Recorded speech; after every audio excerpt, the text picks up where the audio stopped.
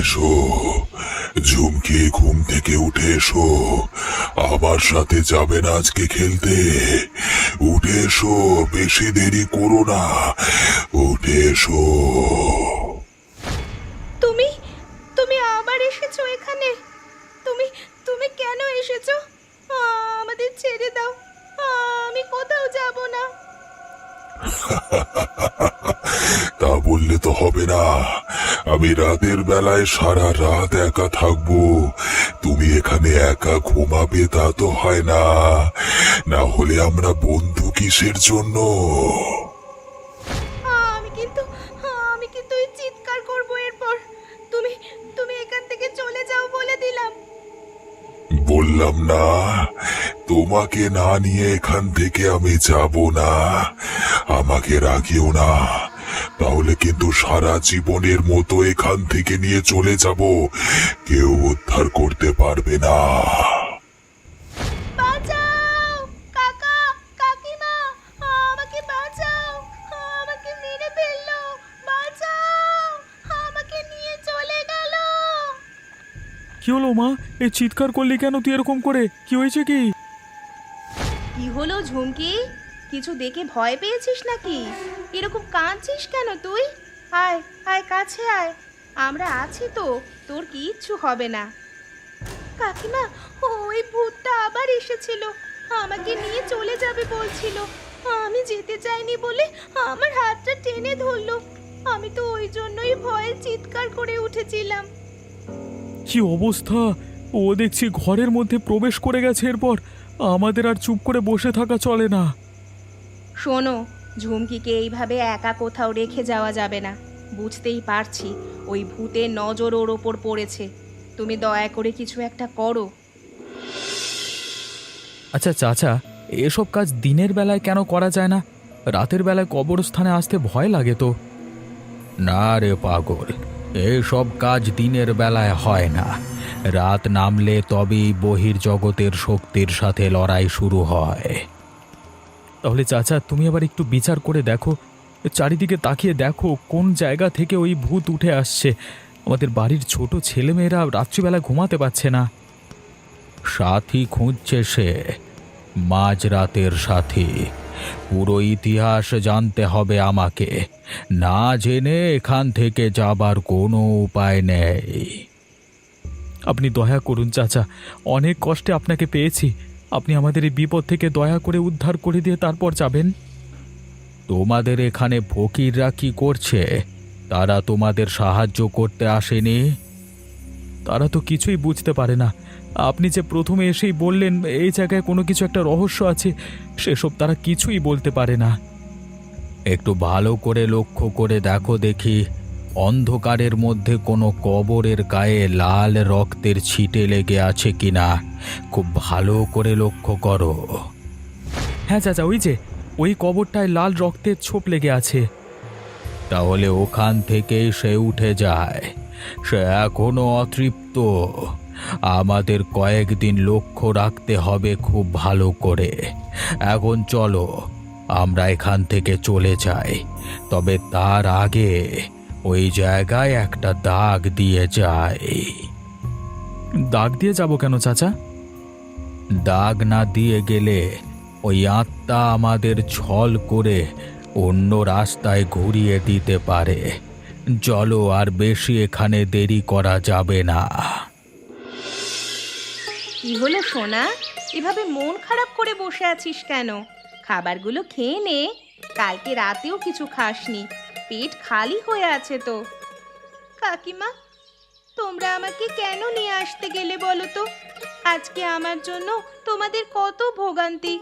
আমি বেশ ছিলাম ওখানে, ভূতে আমাকে তুলে নিয়ে চলে যেত, আমি মরে যেতাম, তাহলেই ভালো হতো।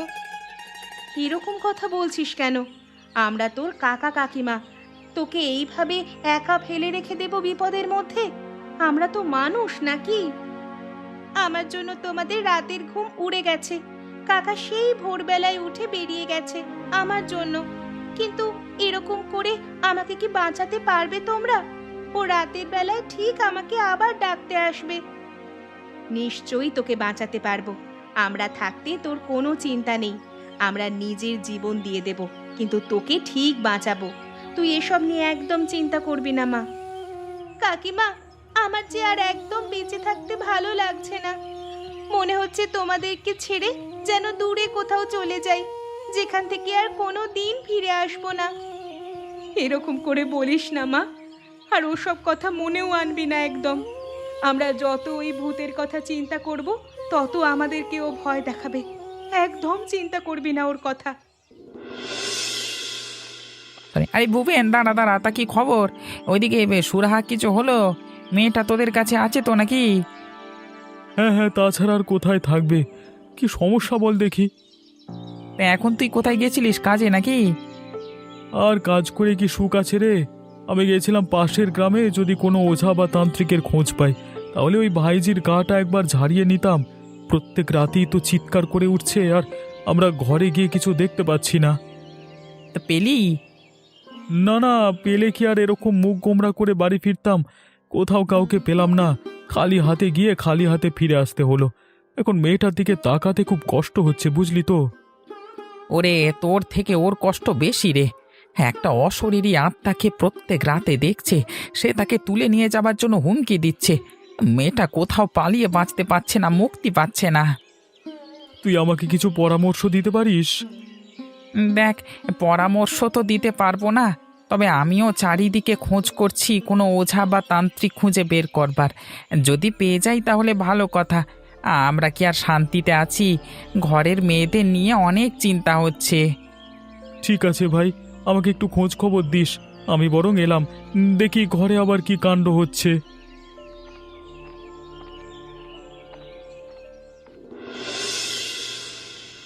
উফ বাবা রে বাবা, এই সময় আবার ইলেকট্রিক চলে গেল। সারা দিনের ক্লান্তির পর ভাবলাম একটু ঘুমাবো।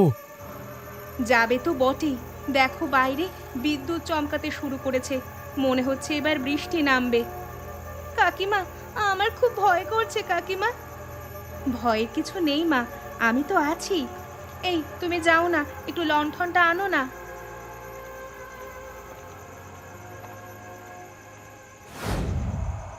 কাকিমা, কাকিমা, ওই দেখো, ও আবার এসেছে আমাকে নিয়ে যাবার জন্য।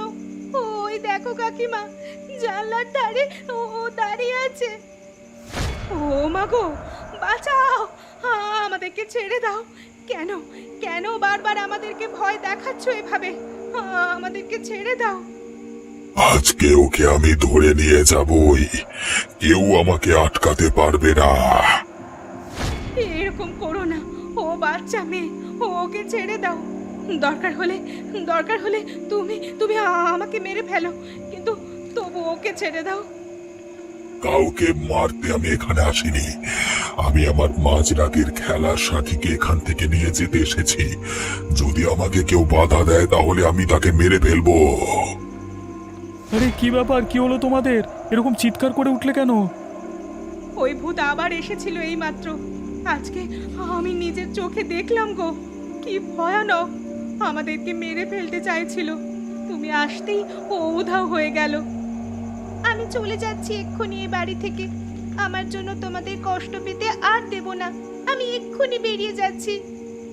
এই পাগলামি করিস না, আমাকে একটু সময় দে। তুই এভাবে হেরে যাস না।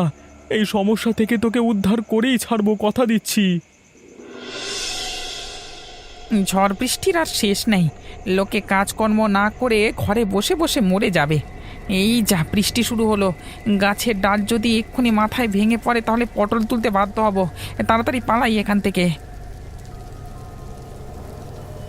ও দাদা, দাদা আমাকে একটু উদ্ধার করবেন।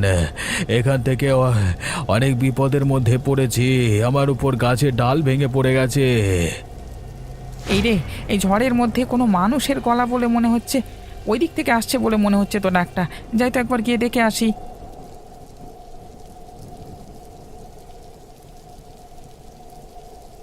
কি ব্যাপার, আপনার এই অবস্থা হলো কি করে? আর আপনি কে? বাঁচান, আমাকে এখান থেকে উদ্ধার করুন, না হলে আমি মরে যাব। হ্যাঁ হ্যাঁ, আমি আপনাকে ওখান থেকে টেনে তুলছি, আপনি একটু দাঁড়ান। এ কি, আপনি কে? আপনার হাত এত ঠান্ডা কেন? কে কে কে আপনি? দেখ তো আমাকে চিনতে পারিস কিনা। ওরে বাবা রে, আমাকে ছেড়ে দাও। কে কোথায় আছো? বাঁচাও, আমাকে উদ্ধার করো, বাঁচাও। এখন চিৎকার করে কোনো লাভ হবে না। অনেক দিন ধরে তাজা মানুষের দেহ খুঁজে বেড়াচ্ছিলাম। আজকে তোকে শেষ করে তোর শরীরে আশ্রয় নেব। দয়া করো, আমার ঘরে বউ বাচ্চা আছে, আমাকে ছাড়া ওকে দেখার মতো কেউ নেই। দয়া করুন, আমার উপর দয়া করুন। আমার কোনো দয়া মায়া নেই, আমি তোকে শেষ করবই। না গো গিন্নি, যতক্ষণ না এই সমস্যার একটা সমাধান করতে পারছি ততক্ষণ আমাদের ঘুম আর হবে বলে মনে হচ্ছে না। মেয়েটাকে এভাবে একা ছেড়ে দিতে পারি না। আজকে 3 দিন হয়ে গেল তুমি একই কথা বলে যাচ্ছ, কিন্তু আজ পর্যন্ত কোনো সমাধান করবার চেষ্টা করেছো কি তুমি? আমি তো গিয়েছিলাম সমাধানের খোঁজে, কিন্তু যদি না পাই তাহলে কি করব? আর এখন আবহাওয়ার অবস্থা দেখতে পাচ্ছ তো, একটু যে এদিক ওদিক খোঁজাখুঁজি করব সেটাও তো আর হয়ে ওঠে না। জানি না এই সমস্যার কবে সমাধান হবে। আজকে আমি এই ভূতটাকে নিজের চোখে দেখে বুঝতে পারলাম মেয়েটাকে ভয়ঙ্কর জিনিস প্রত্যেক দিন দেখছে। এত রাতের বেলায় কে এলো এখন? আবার আবার ওই ভূত এলো না তো? আমাদেরকে আবার ভয় দেখাতে এসেছে। না না, মনে হচ্ছে আমি চেনা চেনা গলা শুনতে পাচ্ছি। তুমি এখানে বসো, ভয় পেও না, আমি গিয়ে দেখে আসি। কিরে ঝন্টু, এত গভীর রাতে এখানে কিছু দরকার নাকি? কারোর কোনো বিপদ আপদ হলো না তো? তোমাদের এখানে দরকারে এসেছিলাম। একজন সন্ন্যাসীর খোঁজ পেয়েছি। তুমি কি যাবে আজকে রাতে? তাহলে তোমার ভাইজিকে নিয়ে চলে এসো। এত রাতে ঝড় বৃষ্টির মধ্যে কোথায় যাব? সে গেলে না হয় কালকে সকালে। আচ্ছা আচ্ছা, আমি ওই কথাটাই জানতে এসেছিলাম। ঠিক আছে, আমি তবে এলাম। তবে হ্যাঁ, কালকে সকালবেলায় গেলে কিন্তু কিছুই পাবে না। দরকার হলে একটু সন্ধে করে বের হবে, তারপর আমি না হয় রাস্তায় দেখা করে নেব। ঠিক আছে? আচ্ছা ঠিক আছে, তুই আয় না, এসেছিস যখন ঘরের ভেতরে আয়। আমি এখানে বেশিক্ষণ থাকবো না, আমি আসি। ব্যাপারটা কেমন হলো? মুহূর্তের জন্য এলো আবার চলে গেল। জিনিসটা খুব রহস্যজনক লাগছে তো আমার। ওগো, তুমি কোথায় গেলে? কালকে সারা রাত কেন তুমি বাড়ি ফিরলে না? আমি যে কি করে একা আছি আমি জানি, তুমি ফিরে এসো। কি ব্যাপার বোন, তুমি এভাবে কান্না করছো কেন? কিছু বিপদ আপদ হয়েছে নাকি? দেখুন না দাদা, কালকে রাতে কাজ থেকে ও বাড়ি ফেরেনি। আমার ওর জন্য খুব দুশ্চিন্তা হচ্ছে। কালকে রাতে যা ঝড় বৃষ্টি হচ্ছিল, হয়তো বা যেখানে কাজে গেছে ঝন্টু সেখানে আটকে গেছে, কিন্তু তাতেও তো এতক্ষণে ফিরে চলে আসবার কথা। আমি তো সেটাই বুঝতে পারছি না দাদা, আপনি একটু খোঁজ করে দেখতে পারবেন? ঝন্টু শহরে কোথায় কাজে যায় আমি তো ঠিক জানি না, তাও আমি একবার খোঁজ করবার চেষ্টা করছি। আর তুমি চিন্তা করো না, একটু সাবধানে থেকো, ঘর থেকে বেশি বের হয়েও না যেন। হ্যাঁ, আপনি তো তারপর আর কিছু বললেন না। কিছু উপায় কি খুঁজে পেয়েছেন? আমি এটা বুঝতে পেরেছি, ওই ভূতটাকে জাগিয়ে তুলেছিল কোনো এক বাচ্চা মেয়ে, হয়তো বা খেলার ছলে না বুঝে। তাই নাকি? তাহলে কি সে এখন চাইছে সেই মেয়েকে তুলে নিয়ে চলে যেতে? আমি বলেছিলাম না, ও মাঝরাতের সাথী খুঁজছে। এখন ওর সঙ্গে সামনাসামনি না হওয়া পর্যন্ত আসল কারণটা জানতে পারবো না। চাচা, একটাই অনুরোধ, যা করবার তাড়াতাড়ি একটু করুন দয়া করে। আমার মন বলছে গ্রামের অন্যান্য মানুষের ক্ষতি হতে চলেছে। চলো তাহলে আজকে রাতে আরও একবার যাওয়া যাক, ভয় পাবে না তো? ওখানে গিয়ে তো কাজের কাজ কিছুই হচ্ছে না। যদি সেই মেয়েটাকে একবার খুঁজে পেতাম তাহলে। তুমি গ্রামে খোঁজ নিয়ে দেখেছো কারোর মেয়ের উপর কোনো ভূতের ভর হয়েছে কিনা? সেরকম তো কোনো কিছু শুনিনি। আর যদি হয়েও থাকে, গ্রামের মানুষ তো বাইরের লোককে বলবার মতো নয়।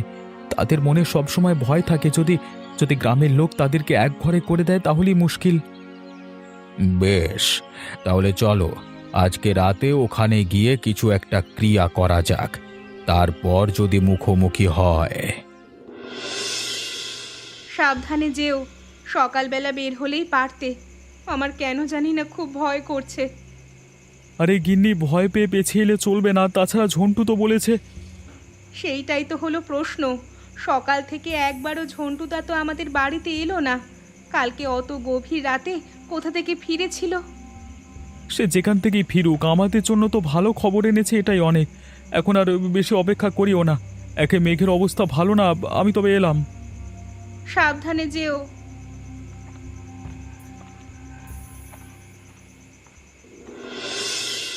এখিরে ঝুমকি, এ যে দেখছি একেবারে অন্ধকার করে এলো চারিদিকটা।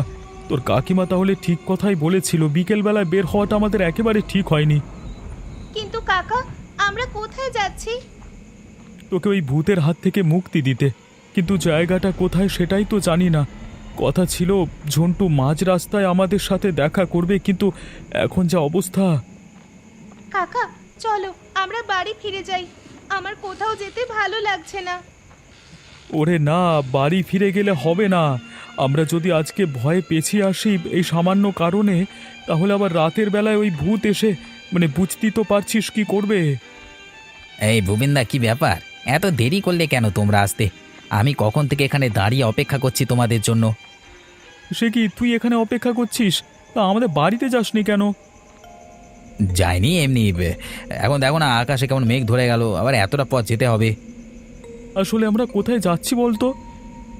সে তোমাকে নিয়ে যাচ্ছি, চলো না। কিন্তু এই বৃষ্টি নেমে গেলে তো এখন কি করবো বলো তো? তাহলে আর কি মনে হচ্ছে যাওয়া হবে না।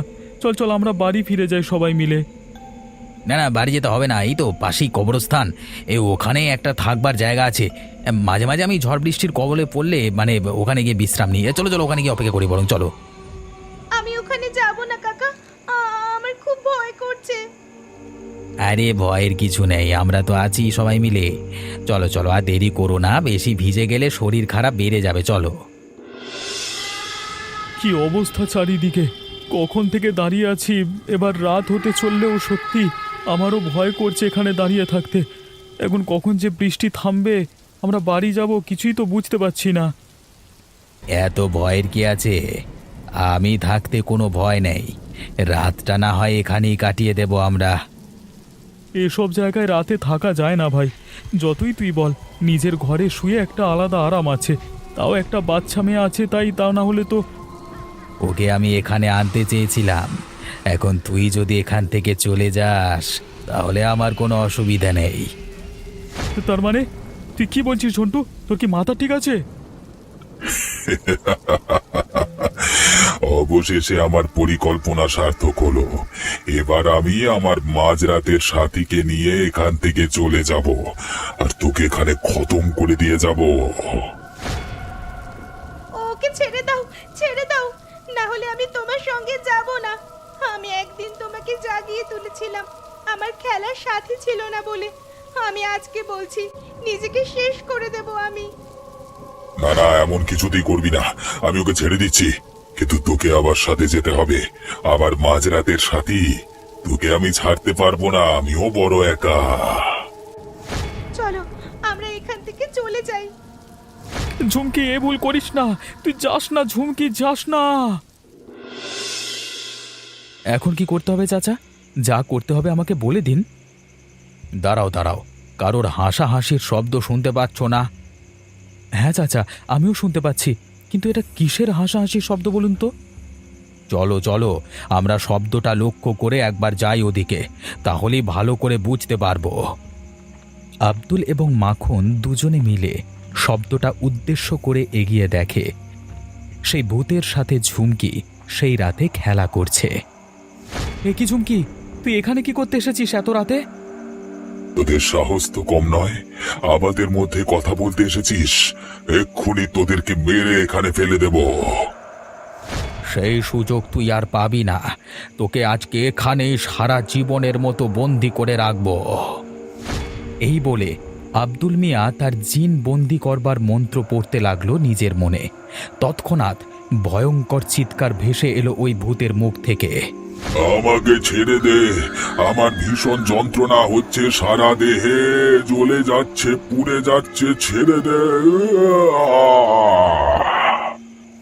এই বাচ্চা মেয়েটাকে নিয়ে টানাটানি করবার আগে ভেবে দেখা উচিত ছিল। তোর স্থান এখানে নয়, তোর যেখানে থাকবার কথা সেখানে যা।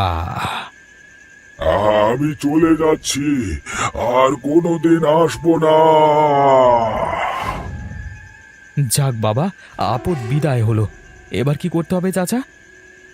আমাদের ওকে সারা জীবনের মতো কবরে বন্দি করে রাখতে হবে, যাতে আর কোনো দিন বাইরে উঠে মানুষের সমাজে না আসতে পারে। ওখানে কাকা পড়ে আছে, কাকাকে তোমরা বাঁচাও, দয়া করে উদ্ধার করো কাকাকে। এ কি, তুই কাঁদছিস কেন? কাঁদবি না, একদম কাঁদবি না। আমার কাকা ওখানে অজ্ঞান হয়ে পড়ে আছে, ওকে তোমরা উদ্ধার করো। চলো চলো, তোমার কাকাকে উদ্ধার করে নিয়ে সবাই এখান থেকে চলে যাই, বাকিটা আগামীকাল দেখা যাবে।